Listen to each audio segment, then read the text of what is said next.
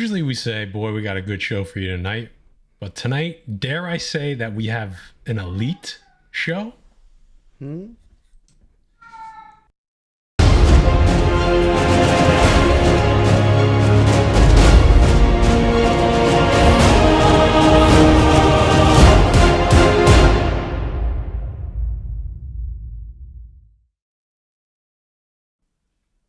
What is up, Defects? Monday night. We got it going for you tonight. It's going to be fun. It's going to be good. It's going to be good. It feels like we haven't done this in a while, but it's only been a week.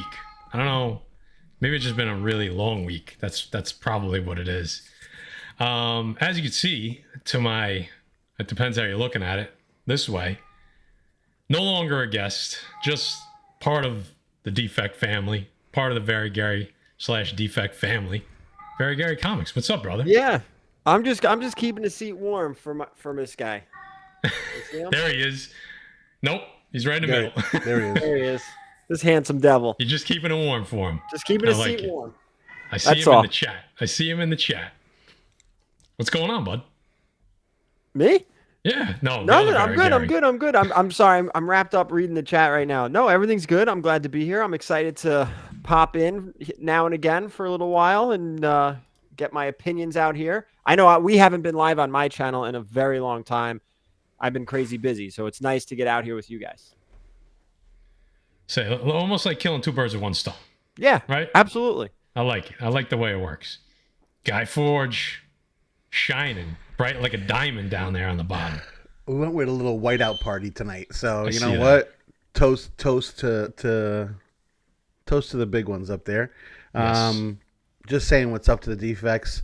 Rough day over here, but we're holding it strong. We're here. We're having a discussion tonight. We're gonna have some fun with you guys. So thanks for being here and thanks for keeping our minds at ease tonight. Absolutely. Nice distraction.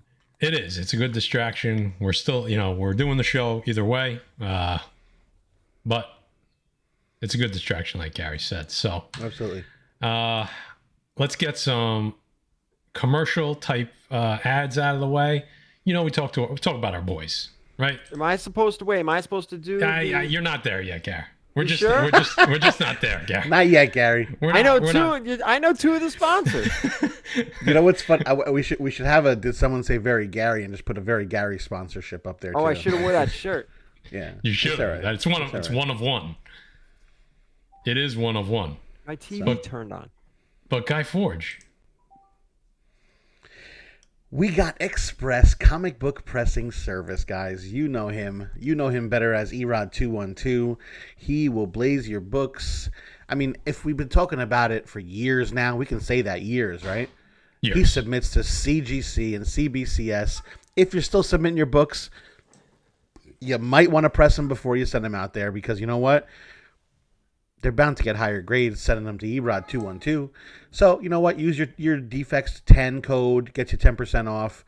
If you can't reach him on Erod212 on Instagram, reach him on expresscbp@yahoo.com.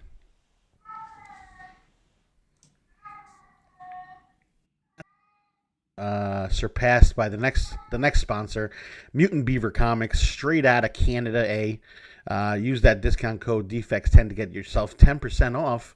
Go to mutantbeavercomics.com. Do not go to mutantbeaver.com because that'll send you someplace else, Gary. I know you're typing it in, so make sure you get it right, Gary, when you go there. They deliver worldwide. That is right, worldwide. Okay, so if you want your books from Canada at good prices and a discount, tell Pat and the B-Man that Jay the Butcher sends you. That's it. Showing Jay a little love. I like it. Guys, as you can see from the promo, we're talking about the Instagram comic book market. We've been breaking down the comic book market for a few weeks in a row now. So what better way to go to that corner of the market, talk about Instagram.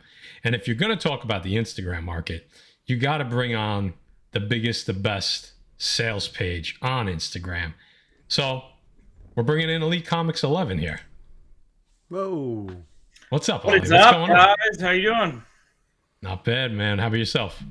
I'm doing great, guys. Happy to be here. Thanks for having me. Looking forward to this. Absolutely. So, for those that maybe don't know kind of who you are or what Elite Comics 11 is, give us the 30-second elevator pitch. Yeah, so Elite Comics 11, I mean, we're the biggest comic sales page on Instagram. We help people buy and sell books. So it's at Elite_Comics 11. We got constantly consignments hitting the page. We can help people sell their slabs as well. And daily live sales, like almost daily, I should say. We skip a few days here and there, but there's always something going on. And a lot of collaborative work, right? Because you're always working with somebody else. Yeah, right? So we're a broker page. So whether it's helping people in the community sell their books or helping dealers sell their books, we're always enhancing other businesses and collectors. I mean, we help collectors move books as well. So that's what we do. Yep. And if you want to check out his Instagram page, the link is going to be in the description of this video, whether you're watching it now live or on the replay. Give it a look, definitely. You just had a huge event. You're a huge event for the year, I believe, right? It's once a year, or is it twice a year? Twice a year, at least Twice it has been. And yeah, we just had AtCon, which was our virtual comic convention. This was actually our 7th one. So we're talking about 5 days of live streaming. And on the last day, we actually had a surprise. It was the first ever 24-hour nonstop live sale on Instagram. So I'm still recovering from that a little bit, but it was a heck of a thing for the community. It was good to do that first. We had talked about it for a while, but we actually pulled it off, and we partnered with a lot of our friends all over the world to get that done. Yeah, that was good. It's good every year. I saw this year, like we talked earlier, you said doing bigger and better, and every year it just keeps getting bigger and better, and big part of the community at this point, right? So definitely congrats on the success of that. I checked in on a bunch of the stuff. It looks like you guys knocked it out of the park again, so congrats on that, man. Thank you very much. And Ali, you got some really cool stuff behind you. I hate to kind of point it out there, but when it's looking me dead in the face, I know Gary usually puts some cool stuff behind him too, but you know what? You seem to be outshining my white outfit tonight with the stuff behind you. So yeah, no. What's your favorite thing back there? I mean, everything back there. Actually, I don't always, because on Instagram you don't see all of it. But I'm looking at what I got back there, and everything back there means something to me, especially. So my favorite thing is actually probably this piece right there. I was looking at that. So that, Neil Adams became a big friend of our page. We worked with him he would come on regularly and do these original art sales, and that's from the first one we ever did together. I was like just trying to convince Neil Adams to like come on our page, and so I didn't want to charge him anything. I was like, hey, let's just do it, and then you could draw me something afterwards. So he actually drew that as a thank you. It's a 1-of-1, just original Muhammad Ali Superman piece of work from Neil Adams. So that's what that is. That's amazing. Yeah. So yeah, you can that stands out honestly when looking at the stuff behind there too. So that's why I was asking. All right, so let's get right into this, guys. We are going to talk, obviously, later on in the show, we're going to do a spoiler-free Black Panther 2 Wakanda Forever review, so stick around if you want to see that. But right now, we're talking comic book market, specifically the IG comic book market. So let's start off real simple. I just said Black Panther. And this, Ali, for you, and then we'll just kind of go around. How has your page been with books that are associated, any books, first appearances having to do with not just Black Panther, but the movie in general? So the Riri books, anything that's been speculated on for the Black Panther 2 movie. And that could be from, up until this weekend, after this weekend, or even the months leading up to it, the trailer, however you want to break it down. How have those books been doing on your page?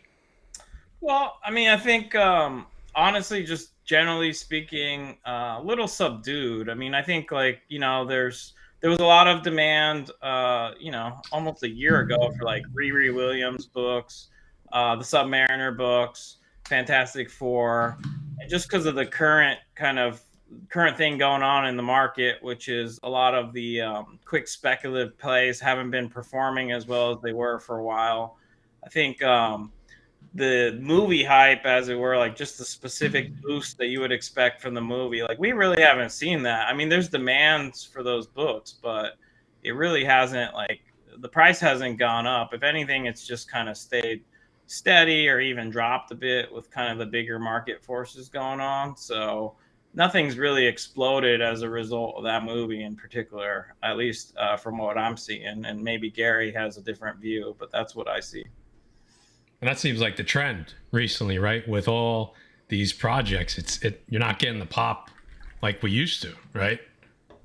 Seems like across the board. I've seen it soften, but I've also seen it become more affordable. Like, I don't see the softening of the market as a bad thing. I actually see it as a good thing because I think it's bringing more people back into the game. I think it's relaxing some people that were getting real upset that the prices were getting crazy. With all the prices coming down, you essentially have a bigger customer base, and the customer, right, the person looking for books, it's now become more affordable. So I'm totally fine with the prices coming down. I actually love it. Coming out of Wakanda Forever, I think, in my opinion, now again, this movie just came out, and I'm not going to talk any movie stuff. You know, if we talk about it later, it was fine. I can see all of the Black Panther keys and books coming down a little bit just because the movie hype, right? It's come and gone. But on the flip side, I can see the Namor books starting to go up a little after this movie, in my opinion. I was going to say that too. Just my Gary, opinion. do you see, you said you see people coming back to the hobby, right? Yeah, there were a lot of people that were priced out. But here's my question. Do you see the right people coming back to the hobby? Because we got flooded with people that were not comic collectors, honestly. Yeah. I think that was a weird thing too, through, you know, going back into the hobby during the pandemic and seeing what the pandemic brought as well, that were not really comic enthusiasts. Let's put it that way. I'm gonna use the right word. Yeah. They were just buyers and sellers, pretty much, right? Oh, there was a lot of that. I don't want to step on toes here, but at New York, I saw comic collectors. Like, I saw people coming and, like, being excited to hold the book, grab the book, and buy the book. Especially, again, because the prices, I adjusted all my prices at Terrificon. I adjusted them all again going into New York. And, like, you saw a lot of happy people, like, being able to afford a book now. Like, it came out in how conversation. Good does that feel? Like, oh, this is the price of this? Like, yeah, this is the price now. So, again, I think it's a positive. I love it. I think it's great. What do you, I mean, you know, keeping going with that, Ali, did you notice that same trend, like over 2021, that you were getting like these new buyers and new sellers that you've never, because I'm sure you have a ton of repeat customers buying and selling. Did you just see an influx of like completely new names, and is that starting to kind of die off now? I mean, is that the same trend that Gary was talking about? So nothing's dying off, but it's changing. So yeah, that's absolutely right. So when, you know, you sit Elite Comics 11, I mean, we really have like a live stream of like the international marketplace, not just the US. And so, sure. Yeah, you know, 2020 to 2021, see a bunch of international investors kind of also increasing demand, especially on like these like investment pieces. That was all continuing to happen strong when every book was going up 20 to 30%, like every 2 months, like clockwork. Obviously, that's not the case on everything anymore. So a lot of those people, who I guess fall into the category of what you guys have been describing, not true comic collectors. They're more in it for investment purposes. A lot of that has cooled off a bit. It's still there, though. Okay.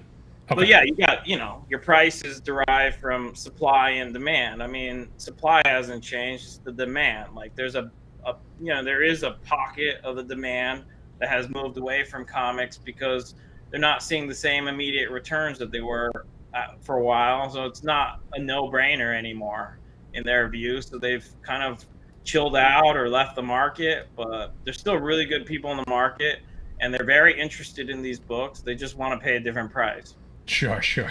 It was Don't we all? crazy for a while where these guys could buy literally any key, and a month or 2 or 3 or 4 months later, make 25+% on anything. Now you have to almost be knowledgeable and really watch what's going on and buy at the right price if you're selling. A lot of people most of the people I deal with don't sell. They just buy the books they want. Right, right.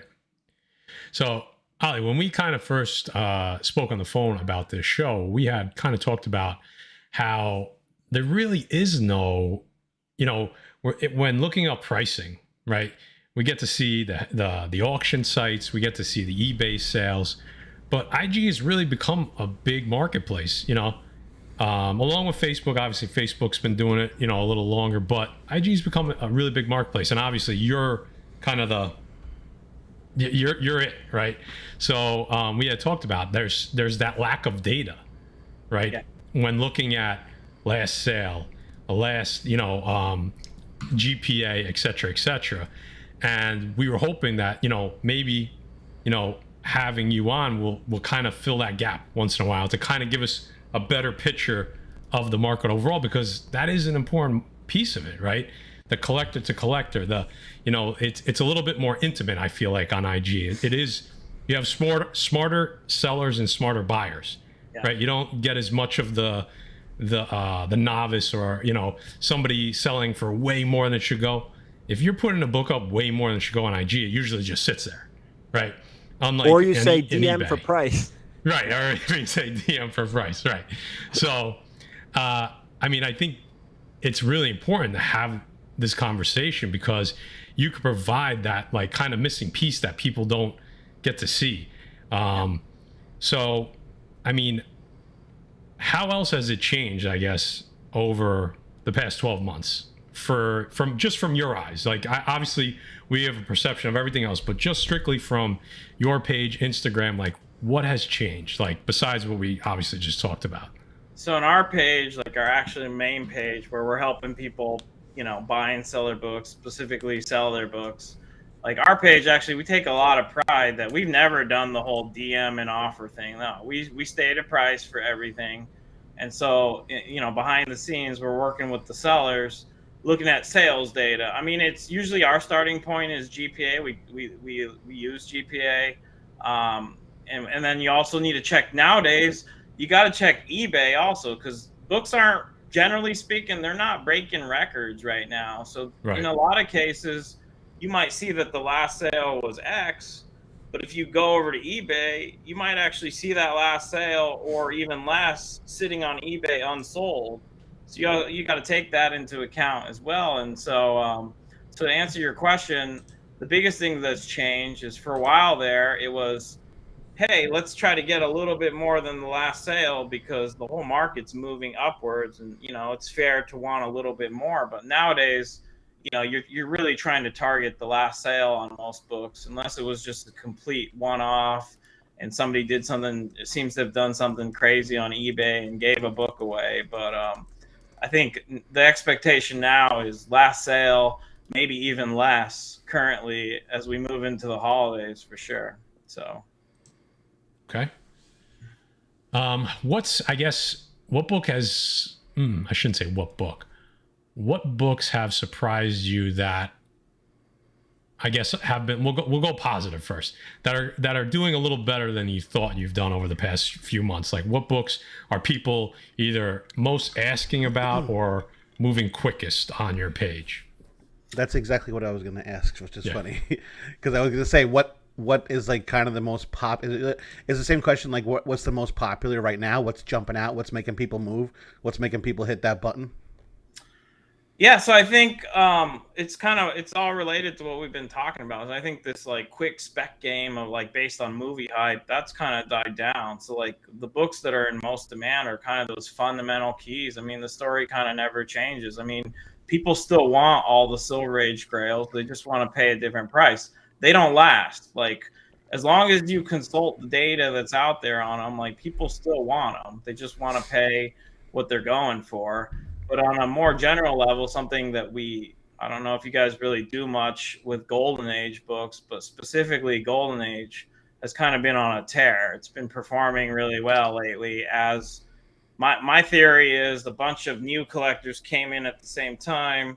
They kind of got bombarded with ASM 129s and like kind of the same books over and over again, and now they're kind of naturally trying to seek out something rarer, something different. So a lot of people are kind of increasing the demand for Golden Age right now, just kind of naturally progressing to try to pick up some books that are a lot rarer than some of the books they've been seeing over and over. You think that's the reason why?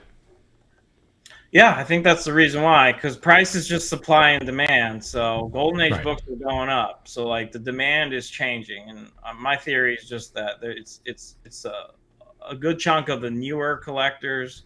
They kind of got the Silver Age out of their system for a while, anyways, and now they're pivoting into Golden Age because it's new and exciting to them. After it's been a couple years now. Golden Age is like a class of its own. It's expensive if you do it in mid to high grade. It depends. Like pre-code, I saw somebody just said pre-code horror. DC stuff is pricey. I mean, I remember having Golden Age, just miscellaneous Flash and Green Lantern books. Golden Age in the $400 to $500 range, and those were like $300 to $500. Just middle of the road, whatever. Golden Age, Flash, and Green Lanterns, and it's just, they don't make, they're just, how do I word this right? People aren't moving Golden Age stuff. So even if it's out there, you're not seeing them often because people aren't moving them. It's almost like high grade Batman keys. It's like they're kind of hard to find, even in the Silver Age, those. But like, and what's funny, it's almost like you have, and this goes over years, right? So you have somebody enter the hobby, right? They'll grab some modern keys, they'll learn more, they'll read more. Then you'll see them slowly trickle into the bronze, right? And they have by now they have their favorite characters. So maybe they're going to focus on some Silver Age books. But, like you were saying, you start to almost run out of places to go. And, when you start going into the Golden Age, it's like a whole new world. Mm-hmm. And it's not cheap. And I would almost say the Golden Age stuff hasn't been affected as severely as some of the others in this market. Because it's scarce. I mean, the scarcity plays a big role in that, just because there's so few of them. So if you have a Golden Age book that also has an appeal, just kind of like, it plays on the pop culture heartstrings of like, people actually have an attachment to it. Like those books, oh my gosh, like they're taking off. And I know like the pre-code horror stuff, there's a big horror demand for that as well. But I mean, not only do you have the new demand, but the supply is not changing. And on those Golden Age books, a lot of times there's like 30 or less copies on the census. So there's not many out there. What about you, Gar? Same thing. I mean, at New York Comic Con, what was moving for you? I mean, I already know the answer, but you got to tell everybody else. Honestly, for me, it's ASM and X-Men, man. Bronze X-Men, silver ASM. That's what everybody wants. That I shouldn't say everybody. That's what the majority wants. ASM collectors are trying to pick up the Rogue Gallery. X-Men collectors, they start at 94, and they go from there. And all that Claremont Burns stuff is incredible. So that's what moves the most. When you turn around, you look at the wall and you look at the slabs. I didn't come out of New York saying all of these sold or all that. It was a broad range when it came to the high end keys, but when it came to box stock, it was Silver Age ASM, Bronze Age X-Men. It always seems to be that way. People. Yeah, I think a lot of people are getting away from putting runs together, but when it comes to Silver ASM and Bronze X-Men, people still want to put those runs together. Like I constantly have people say, I'm putting X-Men 94 through 300. That's the window. ASM 1 through 200. Like that's what people are doing. Even Daredevil 1 through 100, I hear a lot of. So like the silver blue chip Marvel titles and then Bronze X-Men. That just seems to be what it's about. And people came out to New York like, I'm here for an ASM 3, Amazing Spider-Man 3, first Doc Ock, and I'm not leaving the floor until I find the best price at the best grade. And I've had people all weekend circling for certain books, and they'd come back to me and be like, all right, you have the best price. What can we do here? And I had other people say, oh, I found one a little cheaper. So they were hunting, they were looking, they came with their lists, and it was broad. It was a lot.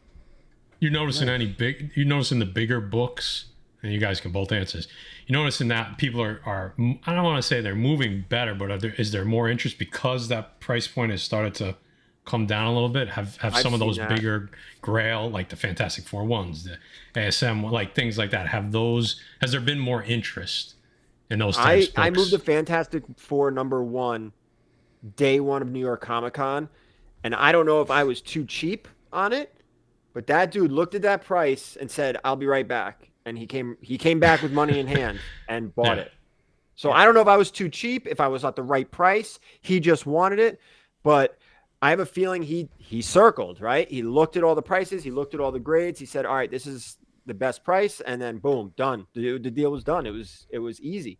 So that book last year, though, was how many thousands of dollars more expensive? Yeah. You know, FF1 has come down. It's still a very expensive book in any grade. So overall, it's still up, but it's come down since 2021. It has. It's an interesting book to keep an eye on too, because if you just like analytically, like it is like it should be one of the safer spec plays. Like we know that that's coming. We know that it's going to be like a take that has not been done very well. I mean, at least in my opinion. So there's a lot of excitement built in and a lot of certainty built in. We don't know exactly when we'll see it, but we know we're seeing it. So that book to me is almost like a barometer for kind of how the spec game's going. Because of that book, you know, it went down, it's kind of stabilized. I mean, that's a book that honestly, me myself, I don't mind buying back into, because that book, in the long run, I mean, there should be a lot of growth left in that book. So seeing that come down and stabilize a bit, I'm keeping my eye on that book, because I think if that book can't retain its value well or grow, then that's kind of speaking about the bigger market for me. Well, we don't have to guess about speculation when it comes to a couple guys in our chat. Big Daddy Ross and former Trout coming through with a couple super chats. Just want to shout them out a minute. Former Trout saying, put a glass of cheap Canadian whiskey aside for the butcher. Always. The butcher always takes the bottles home, so they're always his anyway. But Pope of Chilitown put up a question. I don't know if you saw that back there, but I saw it.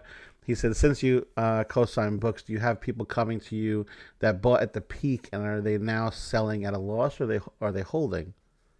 I figure that's a pretty cool question. Good question.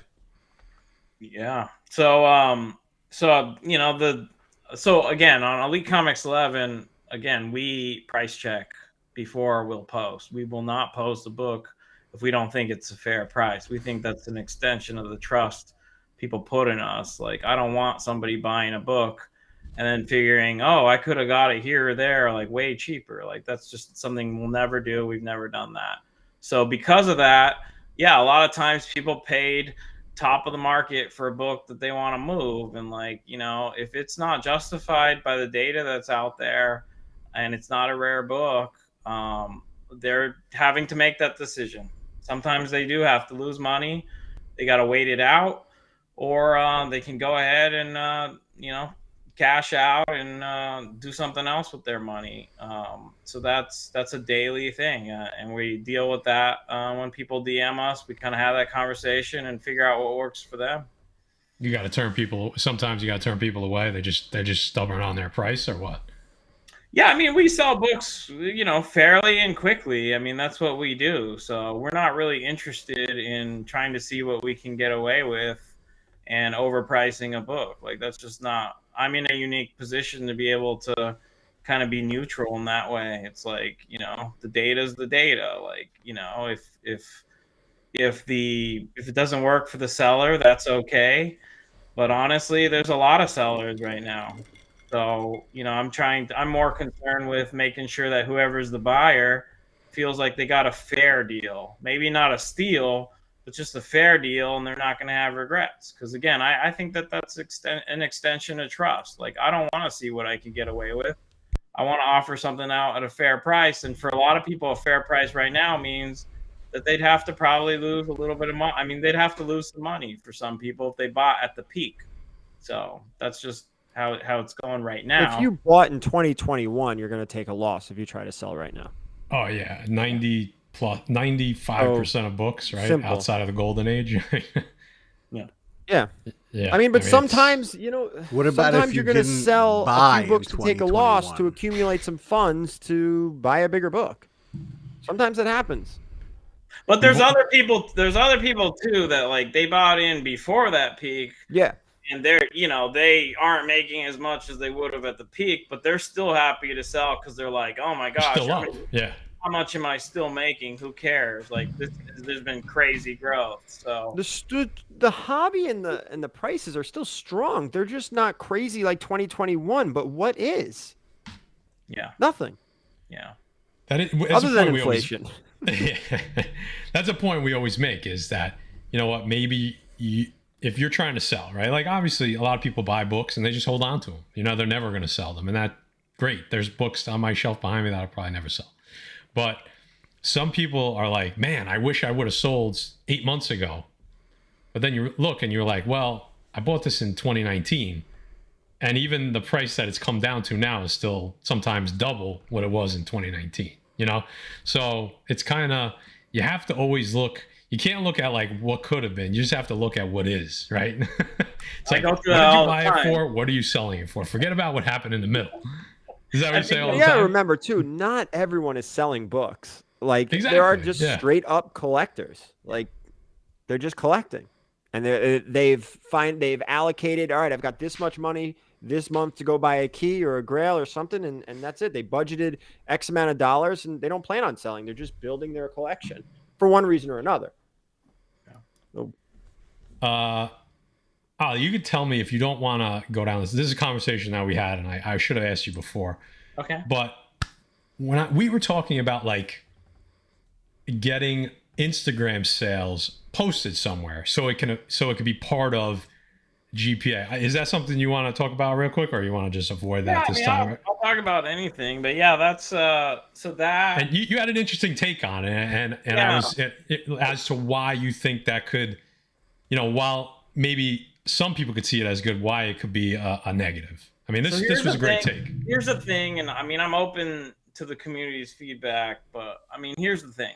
So as a former pure buyer and collector, I used to like to try to get deals, and I was aware of GPA, and I like to get deals on eBay or wherever I was buying like everyone else, and I didn't necessarily want some steal to be accounted for in the data that everyone could access. So in other words, I get a screaming deal on a book, and then that sale gets reported, and then it's out there. I kind of wanted to have the benefit of my, just kind of my, my gain or whatever, the good deal I got. So a constant, it has been brought up hey, why don't you report your sales? But I think people really enjoy being able to buy some books on our page, get some really, good deals, and then kind of have it just private. It's their transaction, the buyer and the seller, and we don't really report that out. But I also see the counterpoint, which is people want to know the information. So we do have a few weekly kind of videos that we do with different entities to kind of report some of the sales. So there's kind of been this middle ground, but I don't see us reporting every sale to GPA or some other source. I think most of our network would not want that. What do you think about that, Gary? I didn't, when we talked about it, when he said it to me, I hadn't thought that side of it through. So I'm just curious at your guys' take on that. I'm not gonna lie, I zoned out and was reading the chat. Appreciate you, Gary. So That's an honest please answer. repeat the That's an question? honest answer. I know there's a lot going on in the chat right now, so I don't Yeah. blame. There's a lot of people in there. Sorry. There's a lot going on right now. But yeah, I mean the selfish side of me wants it there, but at the other side, like I like buying. I mean, I bought a bunch of stuff off Elite. I bought other stuff off Instagram from other pages. So I kind of want that. Like not even if it's a big steal, but even like, you know, it's like if you're not paying the fees that you're paying on eBay, right? Like that should be kind of, to me, even when I sell, it's like I like to split that with the buyer, right? Like if I'm not paying 10%, then that extra 10% plus, you know, I'm not even gonna say, you know, the Mr. IRS man, but you know, everybody pays their taxes, right? So, you know, it's to me, it's like you gotta kind of split that up with whether you're the buyer or you're the seller. Like it's, to me, it just keeps it fair, you know, at least somewhere in the middle. Well, maybe it's not 100% split down the middle, but everybody wins, right? You get paid a little more as a seller, you get a better deal as the buyer. So I do like that take. That, you know what? Forget it, you know, keep it as its own little entity, right? And do your homework on Instagram and figure out where that price should be. You know, if it's too much, you're gonna find it somewhere else. So, what do you got going on? What do you got going on in the chat, guy? Just any good questions? Yeah, a bunch of haters. That's all. Bunch of haters. Oh, you're nothing if you don't have haters, right? Yeah. There you go. Exactly. You officially made it, Ali. So you know, I'm glad you're on our show. So there you go. How about that? Our reputation speaks for itself. There you go. Yeah, Absolutely. You know, the voice of the many is way louder at this point, so I wouldn't be too worried about that. I want to touch on the GPA thing really quick. Go ahead. Oh, you're back. You're back. Gary's back. Gary's back. Kind of getting back. a little vibe. All right. So you got to remember too, GPA is not the end all be all. Not only do they miss sales data on eBay, that they don't use every source. So you have multiple tools to go find the best deal possible. And whether one or two sales don't get reported, I don't think it's the end of the world, really, because you have to go do your due diligence, right? As a buyer, like you need to go find the best price. So you could use the cover prices, the Go Collects, the GPAs, the eBay sales data, Comic Link, Heritage, right? Like there's a lot of sources out there to find the best price. And you know what? If you're not comfortable with the price, don't buy it. But on the flip side, if you see a good deal, you may want to jump on it. So when it comes to the sales data, going back to GPA, there's more tools than just GPA, and you should know the mark. If you're thinking about a certain book, oh, Gray, we lost Rapey Dave. Sorry, the chicken. I don't know if I announced that, but anyway, I don't think you did. I don't think you. Gary lost his best anyway, chicken. if you're in the market for a book, and when I say a book, you know, I don't mean a $50 book. I'm talking like a few $100s, like something worth investing in, something worth buying in. You should know a good price. Don't spend money on a whim. Don't just be like, I'm going to do it. No, like do your research, do your homework. I mean, I don't impulse buy some of these bigger books. And if you do your research and you do your homework, you know what the price should be. You also should know when it's trending. So you just don't drop money at the drop of a dime because you think it's good. Do your research, do your due diligence. Gary, I say this in a lot of my videos. Like we've spoke about that how many times? I talk about it all the time. Don't listen to me when I'm telling you about a book. Take what I say with a grain of salt and then go do your homework and then put all the information together and then say, okay, here's a good fair price. We're not there yet. Right? The market's not there yet. I want to spend $250 on this book. They're selling at $290 to $300. I think I can wait. I have no idea if I even answered any question, but I'm just throwing information out there. Good advice. Good advice. I am very tired. Gary, first time back live in a while. You're doing great. I think there's something to that. I mean, right now there definitely is. The market's figuring itself out in a lot of ways. Like I said, there's people that have left the market. There's also people coming back to the market. There's also like don't forget about the bigger economic issues like the country's kind of dealing with. So, you know, I don't think that anyone needs to feel like they need to be in a rush to pick anything up in particular. I wouldn't blame them for kind of just, you know, giving it some time, keeping their eyes on things, and then figuring out when they want to come into the market. So Can I just say that back issue Paulie says, can Gary repeat that? I zoned out. Yes. What do you think over the last month?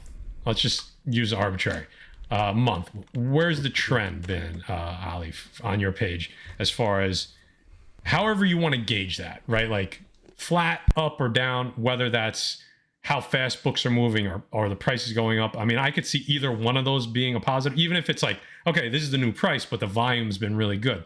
Like, how have you seen it?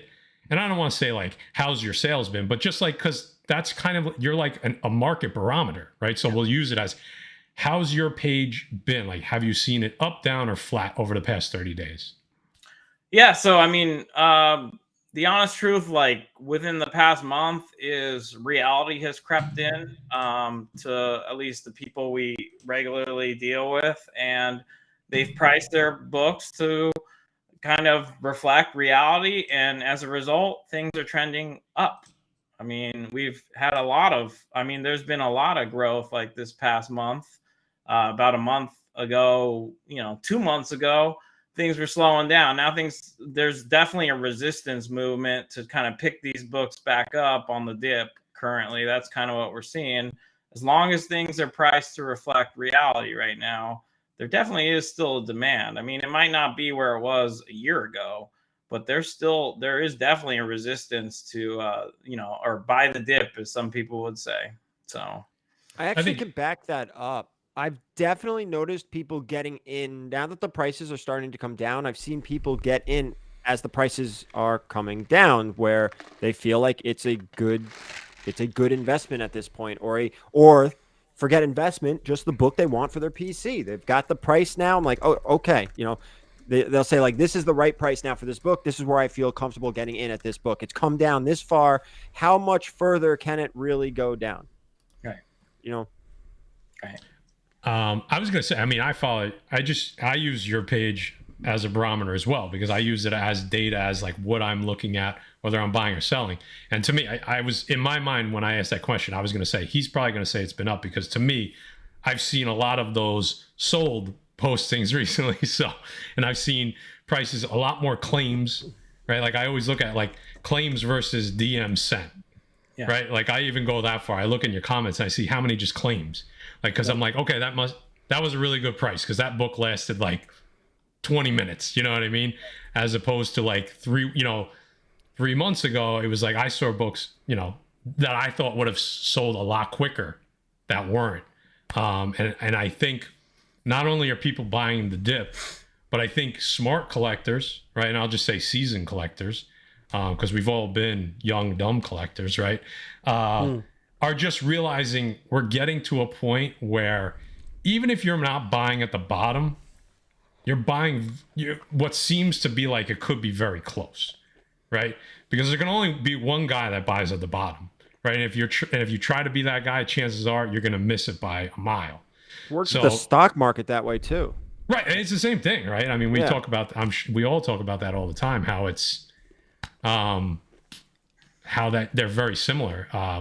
You have to treat them almost the same. So I think we are getting to a point, and we have two people that are telling us that things are starting to get a little healthier. I think that's the best way to say it. Leveling off, maybe? Yeah, leveling off. Health in the hobby is a good thing, right? That doesn't always mean high prices, because if, Gary, we talked about this last year, it was not healthy. Things went up way too fast, so that meant they had to come down way too fast. Think about this for a quick second to touch on what you just said, Matt. Yeah. If you went out there buying collections last year and you didn't do your due diligence and you paid prices that reflected 2021, like you were into it for high price, you're behind right now. Like you're in a tough shape because you bought these collections at high dollars. Like you're in a bad spot. So that's not healthy for anyone, because those are the same people that if you go to a convention and you look at these vendors and you say, whoa, this guy's prices are so high. All right. One of two things happened. All right. Think about it like this. One of two things happened to that vendor. One, they didn't adjust their prices to the market, and I'm sorry, but shame on you. I think you got to move with the market. The second thing is maybe they bought too high and they can't adjust their pricing. So I'm not telling you to go buy from them. Don't pay too much for books. Do not overpay. You're going to hear me say this a lot. Don't overpay. But those are the two things. You see a dealer that has high prices. He either hasn't adjusted to the market or he's into it for too much money. Move on. Move to the next one. And I just want to just perspective here. Like, I want to just point out, so unlike me, because I'm a broker, right? Like, we're not moving our own inventory. I just want to give Gary some praise for just kind of having that take as a dealer. Like, that's pretty incredible. So good for you, Gary. Exactly what I was just gonna say. It's amazing to get the knowledge from Gary, who's behind the scenes and who's at these shows and who's doing this all the time. I hear Gary making comments when he does and gets his books ready for these different shows, and it's obviously just a cool thing to be kind of behind the scenes with Gary and seeing the stuff that he does. And I'm like, I'll be sitting there one night and I'm like, Matt, what were we doing? He goes, I was just talking with Gary. He's doing his books again tonight and redoing stuff and repricing stuff, getting ready for the show this weekend. And I'm like, this guy's constantly moving stuff around. It's not like he just takes his books, puts them in the garage, and then takes them out 2 months later. No. He's constantly repricing his books to move what's movable at the time. Like, and it's crazy. Like, so much work goes into it. Anything you see on my wall is adjusted. Yeah. So it's not. I don't want to say it's not rocket science, but it's what he knows and what works. And it works it's good because to hear you know why? From him. I'm not patting myself or tooting my own horn, but I'm a collector, man. So I know what it's like to be on the other side of that table. And I know what it's like to walk up to a vendor and see ridiculous prices. And it sucks. I don't like that. So I don't want anyone to come up to my booth and say the same exact thing. Like, I don't want to be that guy. That's what makes it different, which is cool. And it's fun. Like I said, it's fun to see it behind the scenes.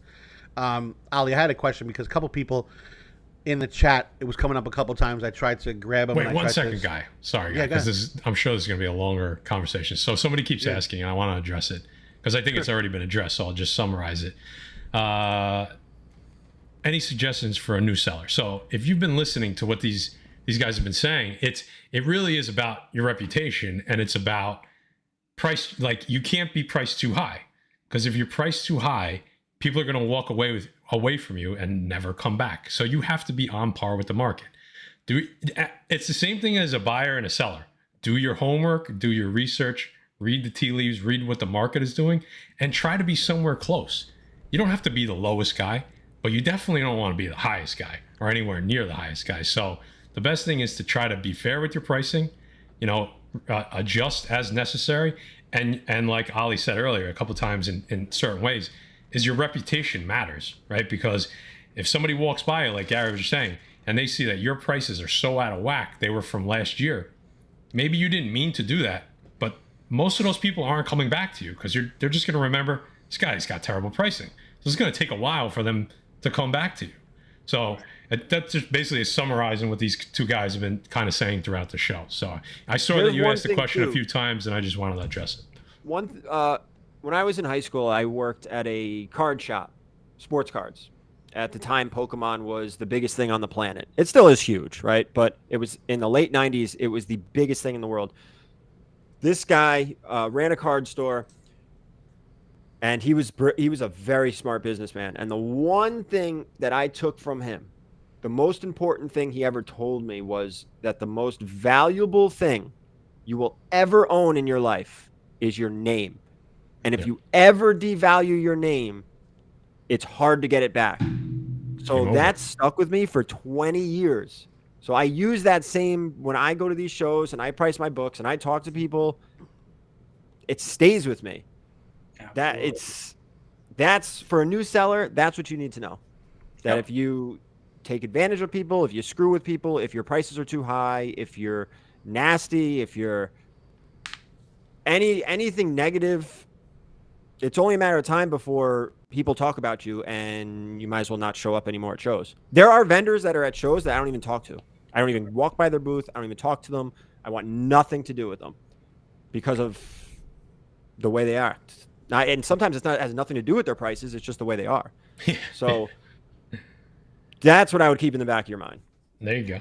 I couldn't agree more. I mean, that's with us, all we have, especially as a broker of a virtual page, like we just have our reputation. I mean, you know, sure, you'll hear this or that, and, you know, people have their own, you know, it could be competitor, whatever, you know, but the bottom line is, you know, there's been deals there's been issues happen, like, and Elite Comics 11, I mean, we guarantee everything from the raw books on our live sales to the books on our page. Why do I do that? Because we're in it for the long run. I mean, we don't want people out there getting burned, because a lot of times they don't even say anything. They get burned, and You're off their list. you don't take care of them, they're like, fine, I'll just never buy from you again. And same goes with like your relationships with other people in the industry. It's like, you know, like Gary was saying, it takes forever to build your reputation, and you can really lose it in a day.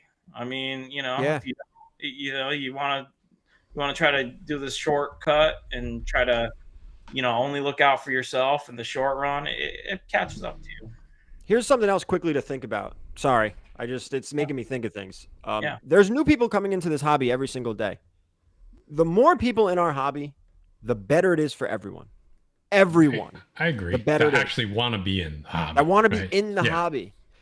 So if that person comes to their first convention and feels like they were taken advantage of, maybe they leave the hobby. Maybe they're like, this isn't for me. And what does that do? That hurts everyone.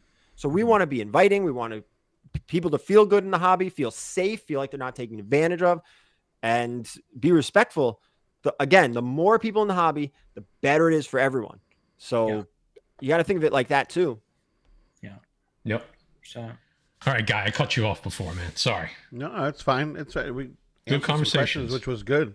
Yeah. I just wanted to touch on this a second, and we got a few questions during, you know, all the talking in the chat and everything, and people were asking, Ali, your opinion or Elite's opinion on Whatnot and what's going on over there. Yeah. So Whatnot, definitely people know Whatnot. I mean, I think it's a different experience from what we do. I mean, our lives, we really just have, you know, it's kind of all centralized. Everything's covered by some standards, like, you know, our personal elite guarantee. I think people really enjoy Whatnot. We've been talking about how analytics driven we are on our page. So for that reason, we don't do, you know, a lot of the auctions and stuff that draw people to Whatnot, you know, and so that's a big difference right there. So, I mean, you know, Whatnot's a different experience from what we offer. So people should, you know, if they're enjoying that, good for them. But if they're looking for something a little bit different, they should definitely check out our live sales too, which don't really have many auctions, if any. It's mostly just buy it now and you make an offer, and then you know exactly what you're getting things for. So true. So different experience. I mean, and that's what's good. It's there's something for everyone in this community, right? Yeah. So that's, I mean, your live shows are strong as ever. I mean, I was gonna say, have you noticed any difference? But to me, just as a viewer, you know, numbers still look strong to me as far as number of viewers. No, the numbers are stronger than ever. I mean, that's just the truth. And I think that's just because, again, like, we back everything. I mean, if somebody's not happy and they bought something on our live stream, there's somebody you can actually talk to, and like, we'll just give you a refund. I mean, just here's your refund. Or if something got damaged, we'll just give you your money back. Like that's how it works. And there's nobody out there that can say that they got burned in that way. And that's something so in a lot of ways, we're kind of like the local neighborhood kind of store, I guess, in that sense, where compared to some other experiences, there is actually somebody you can DM and somebody will actually take care of you. So I mean, that's something I take a lot of pride in, because I want people to feel confident buying on our page. Okay, well, that's a good segue, because we're getting close to that hour mark, and we still got a couple little things we want to talk about. But we want to, you know, spotlight a little bit about more what you have going on coming up on the page, and we definitely would try to. I think the crowd has liked it. I know me, I've liked it. We would like to have you back a little bit more regular. Maybe we can get like a monthly segment or something like that. So of course, we want to try to make the guests happy. So we gotta spotlight the page a little bit. You know what I mean? We gotta do a little administrative work here. So let's talk about, and you just mentioned it, the 100% money back guarantee, right? Elite Comics 11. The link is in the description of this video. If you're watching on the rewind or you're watching it live, go down to the description, click on the link, it takes you right over. Make sure you're following this, because books for sale. If you're looking to buy books, that's definitely a place you want to. At a minimum, you have to look, right? You can't ignore it. I clipped one of your pins, and I know you said you had a live sale every day this week, more or less. But this is one of the ones that you had pinned. So you want to talk about this one and anything else you got coming up in the next few weeks that you want to talk about it? The floor is yours, my friend. So we're just a network of quality, and that's like not only, that's with our sellers and, our customers. I think we have great customers too, but so let's focus on the sellers. So like because of the money back guarantee, like I'm not bringing on sellers or dealers onto my page that I don't trust. And because that makes me have to actually take on more risk than I otherwise would. So what you have up on the screen, that's the Long Island Comic Book Expo, and Poison Dragon Comics, Genesis Comics, Kyle's Comics, Frank's Comics. Those are elite vendors. They do live shows with us all the time. They're set up at that show. So we're actually sponsoring that show. That's actually a physical convention on Long Island this coming weekend. So people should check it out. But that's just an example of, those are dealers we stand by, and, they're part of the elite family. So I wanted to show them some love. And Gregory's Comics actually puts that show on. So that's what that's all about. And then, what is that? That's on Saturday and Sunday. So between now and then, we'll have pretty much a live show every day on Elite Comics 11. So you can definitely get your fix on our page. There's live shows almost every day. So. And is it a fixed time, or you guys I've seen you on during the day, I've seen you on late at night. So is it just based on the seller? Is that? Yeah. So generally, we try to start every day about 7 p.m. Eastern. That's kind of like the general start time, but life happens. So you'll see a little bit of shift sometimes in that programming. And then we also recently opened Elite Center 11, which is a venue for some vendors to actually just go in and do their own live show that's not hosted. So those will start happening at different times of the day. So really just follow Elite Comics 11, I guess. There's my pitch. And then we'll post up a preview, and you can just expect that almost every day there's going to be a live show. Pretty much every evening there's going to be something going on. I think that's generally just true nowadays. So there you go. Defect stamp of approval, guys. We don't give that out lightly here. And appreciate that. I think we've all had positive experiences with your page and you. So 100%. Are you going to stick around? You got time to stick around for quick? I know you haven't seen the movie yet. If you want to run, you can. If you want to hang, we're just going to do a spoiler-free review of Black Panther 2. So it's up to you, my man. I'm riding with you guys. Let's do it. I like it. All right, so we are going to... I saw a couple people in the chat asking if we did it yet. So we didn't do it yet. We're going to give our spoiler-free reviews right now. Gary is busting at the fucking seams right now. So excited. So I guess Gary wants to start. So come on, No, Gary. I don't have to start. I don't want to start. All right, Gary. You're gonna come on, Gary. You're gonna. Oh, he's putting it on you, Gary. You want me to do it? I don't want to. I want to hear Guy. I didn't hear his take on it. I'm waiting to hear from you. Come on. That's it. It's on you, Gary. All right. I'm gonna say it like this. I really enjoyed it. Okay. I really enjoyed it. I really like Namor. I really like the story. I can't get into it, right? We're not doing spoilers. I do think it suffered without Chadwick Boseman. I will say that. I do think he is missed. I don't know. I said this to you, Matt. Mm-hmm. I really enjoyed it, but I want to put like an asterisk with it. I thought it was very good, possibly the best Phase 4 movie. But with that being said, I know the bar was low for Phase 4. And I'm just a little nervous about the movie where like I don't know if it's as good as I feel like it is, or it's been that long since we've had a really good MCU movie, because this movie felt like an MCU movie. It felt like an old school MCU movie. I really liked Namor. I thought they did a really good job with him, even though the origin was different and some people were upset about it, and that's fine. I get it. You know, I totally understand that when you're messing with the characters that we all love and you alter them a little bit, it doesn't feel like your character, right? Like the guy that you loved, like Namor. Like if you're a Namor guy, it may not feel like Namor, but I liked it. I think they did a good job with his origin. We can't get into spoilers. We can't get into spoilers, so I'm not going to get into it. One end credit scene, I thought it was fantastic. I was pleasantly surprised. I was happy with it. I'm going to say it was better than.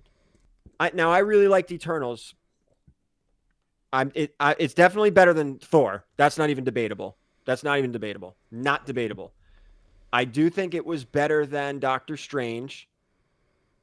I do think it was better than... See, I really enjoyed Shang-Chi, too, until the very end. I thought it was cheesy as hell at the end. Yeah. I thought it was terrible. Hated the ending. Loved the movie. Hated the ending. Spider-Man was just fun. Overall, the story was better than Spider-Man, in my opinion.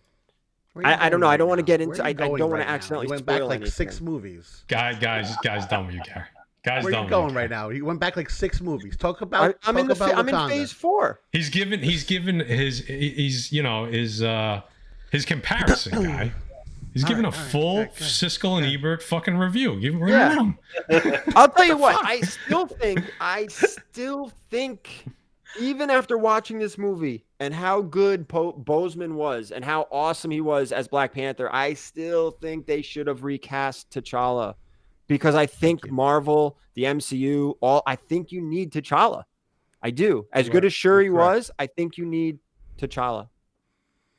That's spoiler, guy. I know you were about to say something there. So I was not about to say something. So. What did the chat say? Is it like 50-50? I would say it's more positive than negative. I think it's more positive than negative. But more negative than I thought there would be. Let's put it that way. I agree. A lot. Yeah, I agree because we always, at our live shows, we always have chat chiming in on movie reviews and stuff, so it's been mostly almost all positive. So it's actually. I mean, I don't think it's a top 10 MCU movie. Oh my god, it was unbelievable. But I think it's a step in the right direction. Matt and I talked about this, so I don't want to steal any of Matt's thunder. What he's going to touch on, I do think it's a step in the right direction. We're not there yet. We're not there yet, but we do have Ant-Man around the corner, and we have Guardians of the Galaxy around the corner. We're not going to talk about the holiday special. That's just going to be fun and silly, right? So it's a step in the right direction. That's all. I like it. I like that review. And yeah, Ollie, this chat, we're a bunch of assholes here, so it's not a surprise that you have the negativity that you do in this chat, because that's just, usually we're like 70% negative on these movies, 30% positive. So like this is the biggest jump in positivity that we've had for any phase 4 movie or show, except for Werewolf by Night. That was, again, I would say majority positive as well. So those are like Jay Nunya, I'm not even going to argue that point. He thinks Shang-Chi was better than Black Panther. That's okay. I mean, that's okay. To each his own, right? Yeah. What do you think, Guy Forge? We all know you got something to say here. Don't spoil anything. Be careful. It's dangerous. I'm not going to spoil anything, Gary. Let's talk about this for a second. Let's just go phase 4. Yeah. When we talk about the best in phase 4, does that really say much, honestly? No, and that's the point I made. Okay. That was the point. And I don't know if it's been that it's long the point. since I've seen a great movie. I agree with you. I think we were so spoiled before that we've lowered our standards in what we think is a good movie. Okay, now this is coming from a movie person. Before I'm a comic person, I'm a movie person. Did I enjoy the movie? Yes, I enjoyed the movie. Was I surprised by Shuri's ability to, and what's the actress's name? Letitia Wright. Okay. Was I surprised by her ability to hold a movie by herself? Because essentially this was a movie about her. Okay. Was I surprised? Yes, I was. I went in not thinking that this is she's not going to be able to handle this. This is not going to be good. This is going to be, I'm still going. I had a high I was optimistic of how the movie was going to be, but did I think she can hold a movie by herself? No. Was I mistaken? Yes. Because she did a good job, okay? Not a great job, but she did a good job. Were there things in the movie that didn't need to be there? Yes. Was the movie too long? Yes. Did we rush things just because we had to put it in there because we're going to be telling stories in a couple months another way? Yes. I'm trying not to spoil anything here. Did I need to see the racing scene from Black Panther 1 in Black Panther 2? Again, yeah. No. I didn't need to see it again. I didn't need to see a steel pole through a car and turn it around and you're chasing them in a 1969 whatever it was, what a GTO. I don't need to see these things again. Like you get what I'm saying? You've done that. Where is the writing and where are we going from here? They could have done so many things better. Namor was awesome, and obviously Gary, I'm sorry, but his name is Kul Khan. Okay, that's what they call him. Yeah, that's what they call him. So, did I like when he was on screen?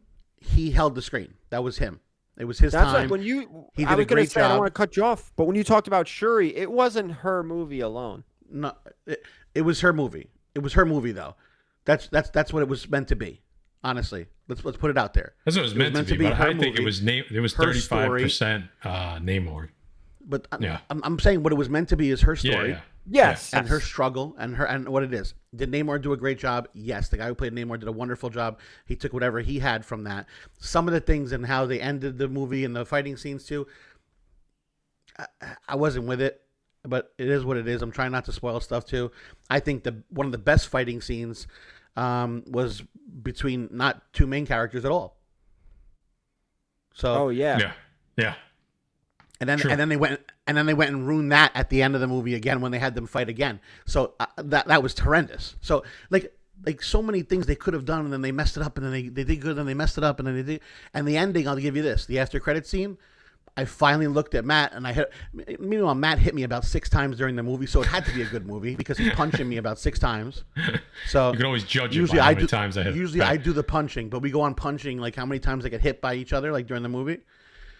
The end credit scene, I finally looked at him, and I'm not gonna lie, tear in my eye because obviously you get connected to these movies and what goes on. But I looked at him and I go, they finally did something right. They finally did something right. It was good. And I said, I'm okay with this. No spoilers. So I left in the movie like that. So no spoilers. So, but that's it. There you go. There's my non-spoiler review, Gary. So a recurring theme that I've been seeing on our shows, and I kind of just heard right now, is it too long? Is that a problem with the film? Long. I think it was a little too long.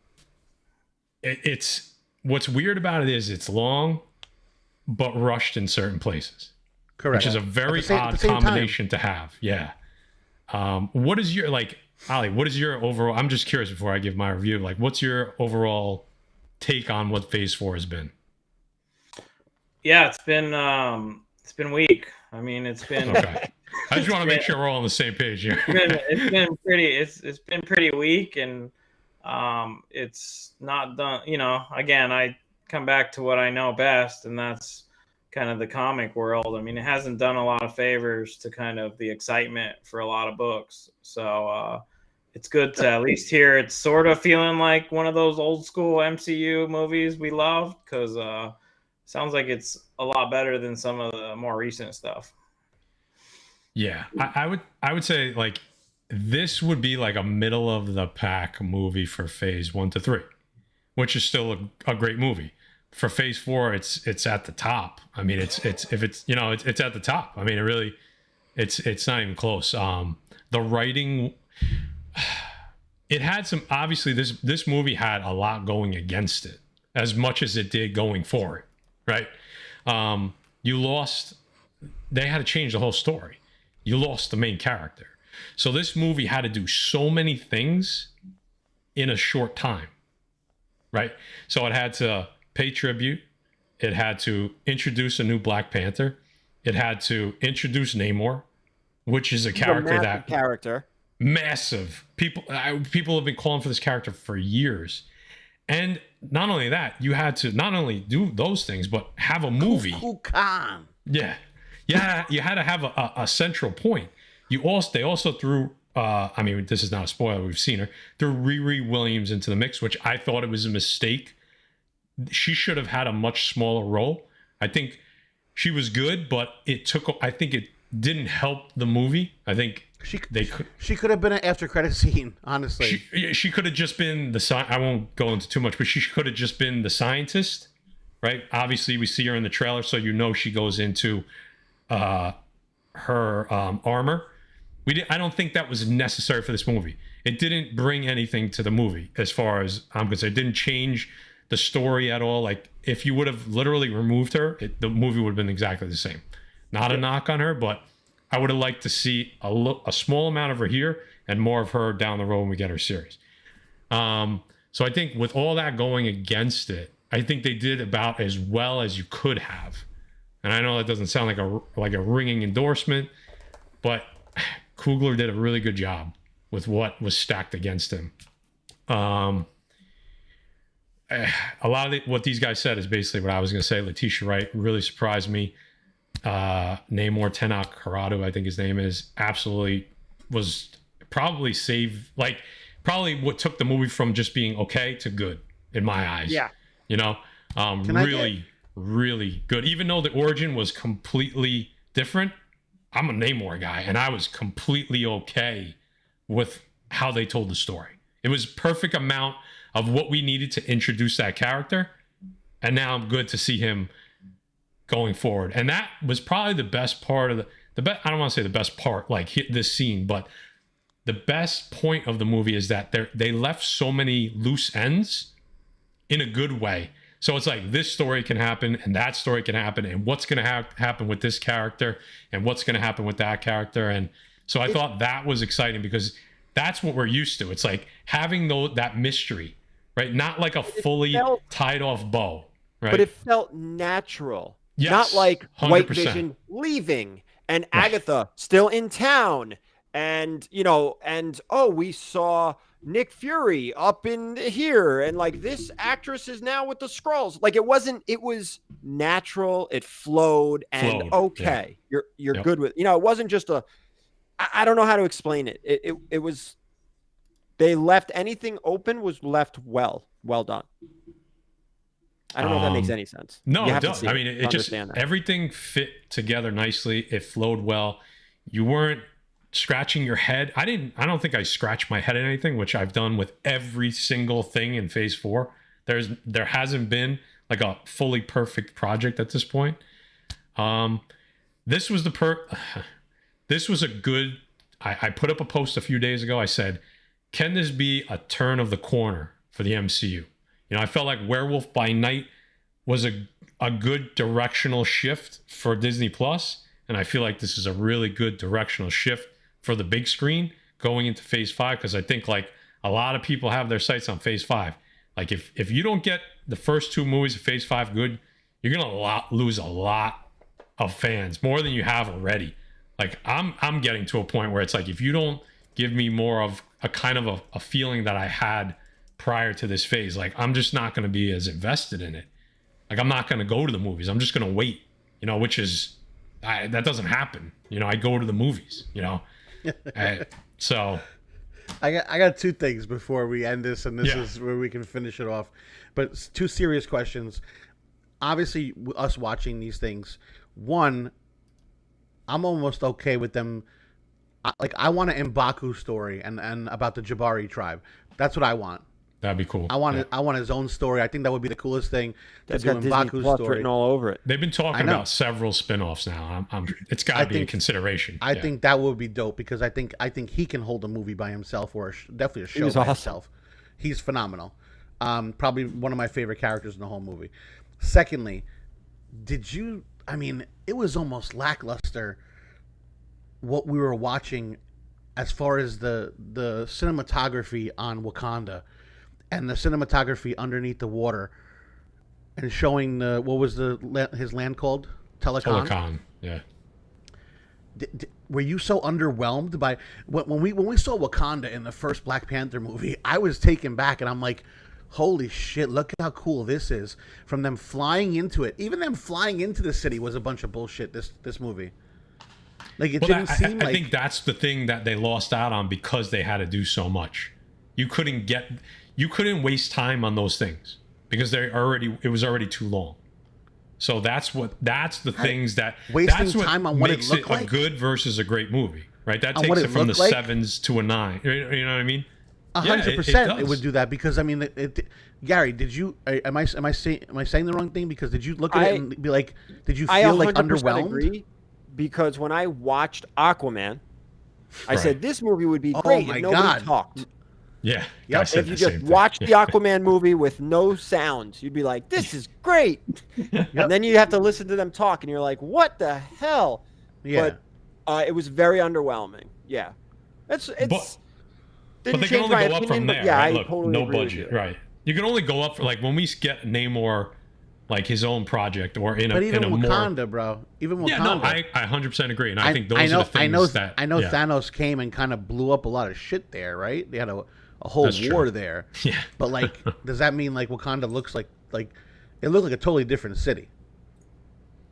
I've always I'm seeing these like no budget. It's just remarkable when you're talking about Disney, but also that's my point. I grew up a gamer, and I mean I don't game as much as I used to, but man, when you have the CG you have in games, like you would think the movies could figure it out. Yeah, I mean the movies have been. I mean all the CGI has been off like this entire phase. Yeah, I mean it really has. I mean it's almost pathetic. Yeah. And it that was all even off in this movie. Being a movie guy, and I know why I go to the movies. And let's just say we watched the trailer for Avatar 2 before this. You're looking at that going, you know what the fuck are they doing right over there? Yeah. They're showing this Avatar 2 trailer. That's Disney. Which is supposed to be like the most amazing fucking thing. And then you give us Wakanda that looks like Wakanda, like 1.5 Wakanda. Well, even I mean, we've talked about Andor on here. Like they're putting money into that show. Like the early episodes, like some of the city scenes, like the CGI was great. Just weird to me. Weird. And it's such a big movie, a big movie. Yeah. All right. I'd love to talk about this more, but I think we're out of time. Gary, I know you got something going on this weekend, brother. I do. Saturday at Fishkill, New York, my last convention of the year, pretty much. This is IACCON, IACCON.com. It's like $10 to get in. There's some good vendors, man. We were talking about vendors before. There are some artists, some writers. Ryan Brown. I'm with him all the time. He's actually going to be at this show. Fishkill, New York. It's about maybe 90 minutes from the city. Yeah, that sounds about right. 45 minutes from the Connecticut line, about an hour from the Pennsylvania line, probably an hour from Jersey. That's this Saturday, one day. There you go. Maybe you'll see a defect. Maybe you'll see a defect or two there. That's all I'm going to say. Go. You never know. You know what you're going to see is me without any help there. So you get to see me cover my booth for like 10 hours by myself. Now's the time to take advantage of Gary. Go get good deals. Yeah. Quick super chat. Yeah, thank you. I put it up there. Sorry. Yeah, we had a super chat coming in there from Off-White Tim. Thank you, sir. Some fellas, Riri and some of the others felt like studio mandates. Agreed. Coogler did a great job, but was given 2.2 on the villains. He said, "What's up, Ali?" Can we talk about that? Tim? What's up, Off-White Tim? Good to see you. I thought Atuma was great. Yeah. No, I thought Atuma, Namor, Namorita. I thought they were all great. The individual characters, I don't have any complaints about, to be honest. So, yeah. All right, Ollie, thank you, my friend. It's been really good. I'm hoping we could do this again. Again, link is in the description. Go check them out on Instagram, Elite Comics 11. You're not going to be disappointed. Click on the link in the description. Any parting words, bud? No, I just really appreciate you guys having me on. And yeah, I mean, whenever you guys want to have me back, let me know. And I'd love to come back. And it was good talking to you guys. Absolutely, absolutely. Gary, I know you got Yeah. Icon coming up. Anything? What's coming up on the channel? Anything good? Whatnot? What do you got coming up? Whatnot tomorrow night at 8:30. Every Tuesday. I'm not sure if Erod is coming back on at 7. I'm not sure if he's ready yet. He's got some stuff he's doing. And then Davis Ryder comes on at 10. But what do we got on the Take channel? your pants down, right? What did I do today? A cover price video. Cover price was today? Yes. Where are they now? Yeah. Yeah, actually it was a good one. Did you watch it? I did not watch it yet. This was a good one. It's kind of, you got to think about a year ago now at this point where the market started shifting a little bit. So you're starting to see it balancing out between a year ago and now. That was a good one. Except for Eternals. That came out a year ago. That's crazy. The book, So, those books. Holy shit. What am I going to do Friday? Should we do a CGC unboxing Friday? Maybe we'll do a CGC unboxing because, yeah, we'll do a CGC unboxing video Friday because all the stuff that I submitted from New York Comic Con, all the signature series, the Mark Morales stuff, the Ryan Brown stuff, all that stuff came back. And I actually mailed it all out because those were all the Whatnot sales, which I don't have to, fill your time with that. So we'll do it. So We'll talk about it later. You got good Very Gary stuff happening, basically. That's it. The Very Gary type stuff. I like it. The guy stays busy. That's great. He does. You ain't fucking kidding. Never Holy stops. shit. You don't even know what it's like behind the scenes when I talk to this guy. He's just always constantly doing something. That's awesome, Gary. What do Always. you got, guy? You showing something there. Oh yeah, there you go. Turn it a little bit. Let me see what's going on. Back it up. Back it up. Back it up. Look at that thing. That came out of Terrificon, right? Yeah. Yeah. Ryan Brown? Wow. Yeah. Ah, come on. 90? The man, the myth, the legend. Oh, can I tease January? Bang, bang. I mean, you could do whatever you want. But Nah, I'm we'll gonna, get into it later. It's too Gary, far I away. figured I'd give you a little segue. I mean, come on. Something coming up in January. We'll talk about it next I time. mean, you're going to be back on probably next week or the week after, something like that. So. Oh, I might pop in. All right, guys. Do I'm me just a quick keeping favor. the seat warm. That's all I'm doing. There right you now. go. Do me a quick favor on the way out. Hit that thumbs up. If you're new here, sub us up if you want to hear 3 idiots talk about comics on the Monday nights at 9 p.m. Eastern. So, all right, Defects, we love you all, and we'll catch you next Monday night.